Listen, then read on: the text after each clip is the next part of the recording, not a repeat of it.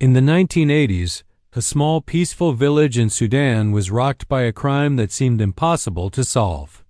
A man was found dead in his own home, and the scene was eerily quiet. There were no signs of a break-in, no sounds of a struggle had been heard, and there were no witnesses to point a finger. The only people present at the time were his wife and his mother-in-law. It was a classic locked-room mystery, but this was real life, not a detective novel. The initial investigation went nowhere fast. The first person the police looked at was the night guard. It was a logical starting point, but he swore he was innocent. He insisted he hadn't seen or heard anything out of the ordinary. The investigators questioned the neighbors, hoping someone had noticed a stranger or heard a suspicious noise. But everyone told the same story. The night was calm, and nothing seemed amiss.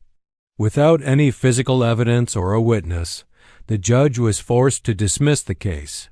It looked like the truth would be buried forever. But the criminal investigation team wasn't ready to give up. They decided to change their approach.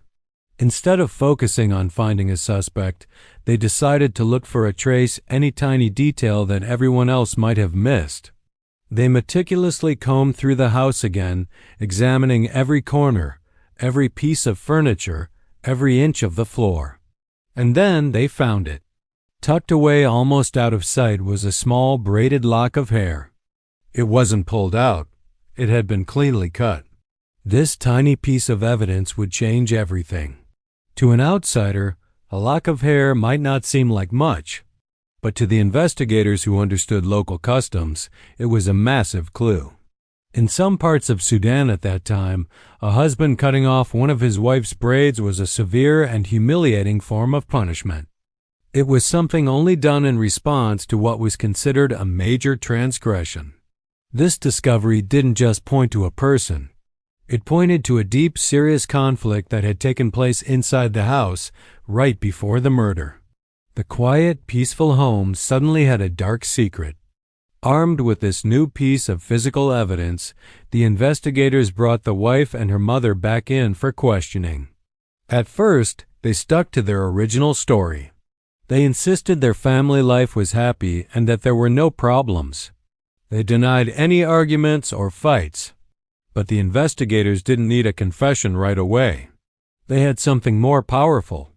They presented the small, severed braid. It was silent, but its message was loud and clear. Faced with this undeniable proof of a major conflict, their story began to fall apart. The composure they had maintained for so long finally cracked. Under the weight of the evidence, the wife confessed. She revealed the truth about what happened that night. The fight, the anger, and the tragic outcome. It wasn't an intruder who had committed the crime, and it certainly wasn't the innocent night guard. The violence had erupted from within the four walls of the home. The guard, who had been the prime suspect and was on the verge of being wrongly condemned, was completely exonerated.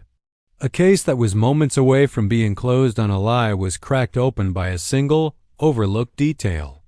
This incredible case from 1980 Sudan became a powerful lesson for investigators, a lesson that is still just as relevant today. It taught them that people can lie, they can create false stories, and they can mislead. But evidence, true physical evidence, never lies. It just waits patiently to be found. It reminds us all that sometimes the smallest, most insignificant seeming detail holds the key to uncovering the biggest truths and ensuring that justice is served. Thanks for watching.